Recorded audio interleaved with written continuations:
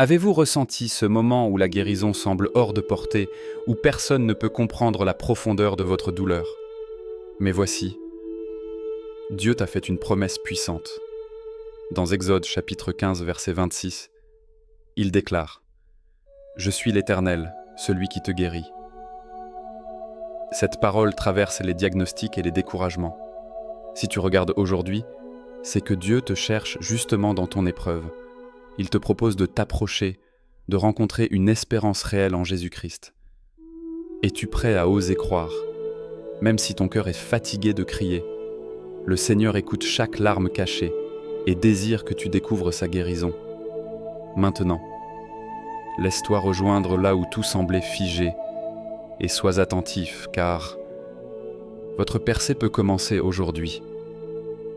Lorsque l'espoir disparaît, quand chaque effort semble vain, il est facile de penser qu'on est invisible, oublié.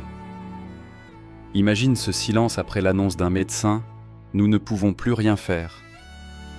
La solitude s'installe, les questions envahissent l'esprit.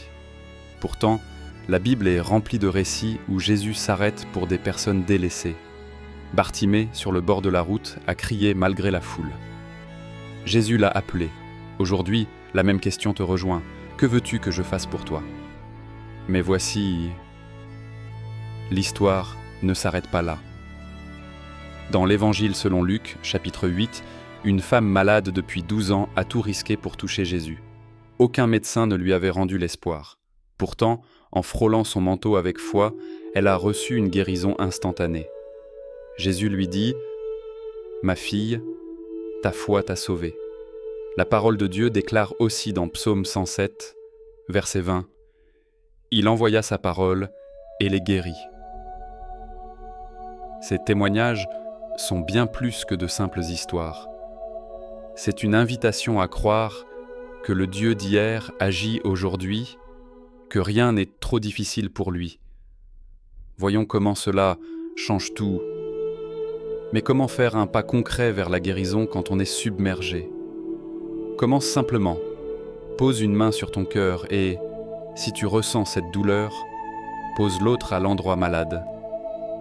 Prie d'abord avec sincérité, relâche les déceptions et ose pardonner.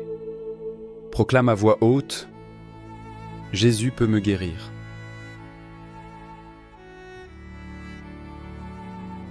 Appuie-toi sur la promesse d'Ésaïe 53, verset 5.